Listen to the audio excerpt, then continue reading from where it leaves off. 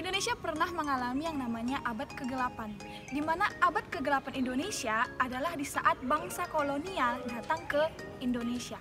Segala tindakan dan perbuatan yang dilakukan oleh Indonesia diawasi oleh bangsa kolonial. Bahkan yang harus mereka kerjakan adalah aturan dari bangsa kolonial. Sama seperti yang terjadi di Eropa pernah mengalami satu masa yang namanya abad kegelapan. Apa itu abad kegelapan? Bukan nggak ada cahaya lampu, tidak ada sinar matahari atau tidak ada siang, tapi abad kegelapan artinya segala tindakan, pikiran, ide mereka itu dibatasi oleh peraturan gereja pada masa itu. Menarik bukan? Nah, untuk memahaminya, maka segera langsung kita simak materi kita hari ini.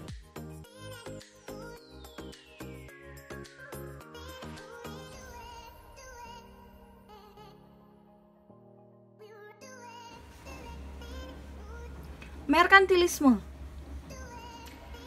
Merkantilisme dapat diartikan sebagai suatu kebijaksanaan politik, ekonomi dari negara-negara imperialis yang bertujuan untuk mengumpulkan sebanyak-banyaknya kekayaan berupa logam mulia.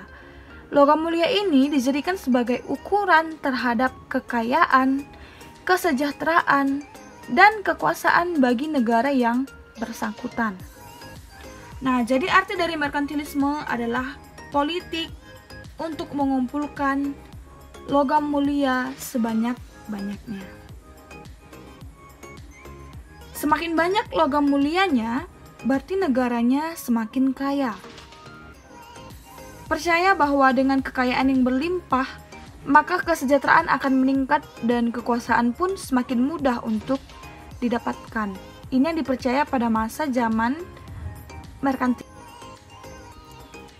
Paham merkantilisme itu berkembang di negara-negara barat. Salah satunya adalah Inggris Raya. Dan paham ini lahir di Inggris dan juga Prancis. Negara Inggris dan Prancis adalah pelopor dari paham merkantilisme. Paham merkantilisme ini berkembang di negara barat dari abad ke-15 sampai abad ke-17 atau akhir abad pertengahan yang sering dikenal sebagai Middle Age. Paham ini dipelopori oleh beberapa tokoh seperti Thomas Mun Sir James Stuart dari Inggris. Kemudian ada Jean-Baptiste Colbert dari Prancis dan Antonio Serra dari Italia. Nah, ini dia yang menjadi latar belakang munculnya merkantilisme. Yang pertama, munculnya negara-negara merdeka di Eropa, seperti negara Prancis, Inggris, Jerman, Belanda, dan Italia.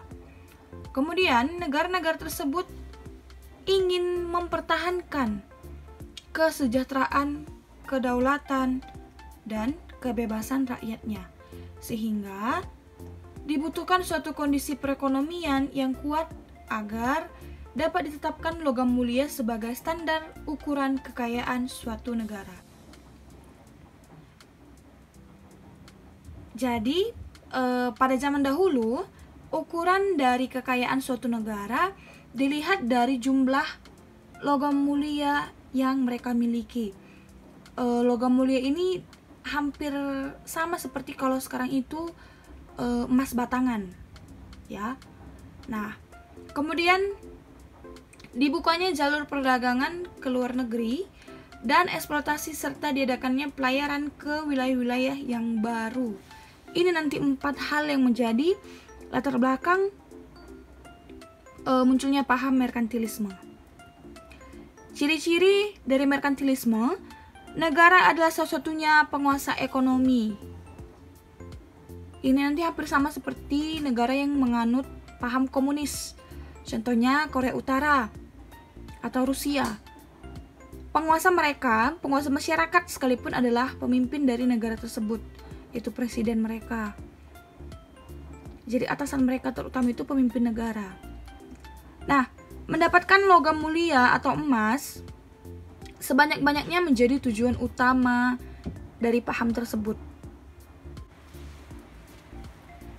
Adapun tujuan dari merkantilisme adalah untuk melindungi perkembangan industri perdagangan dan juga melindungi kekayaan negara yang ada di masing-masing negara. Ajaran merkantilisme berkembang di Eropa yang menyebabkan nanti kemajuan perekonomian. Sehingga nanti merkantilisme ini adalah merupakan cikal bakal munculnya imperialisme di dunia. Nanti di sini kita kenal sebagai 3G ya, God, Glory, Gospel. Nah, ini dia imperialisme dan kolonialisme. Merkantilisme membuat munculnya semangat untuk mencari daerah baru yang memiliki kekayaan rempah, sumber daya berupa logam mulia dan juga rempah-rempah.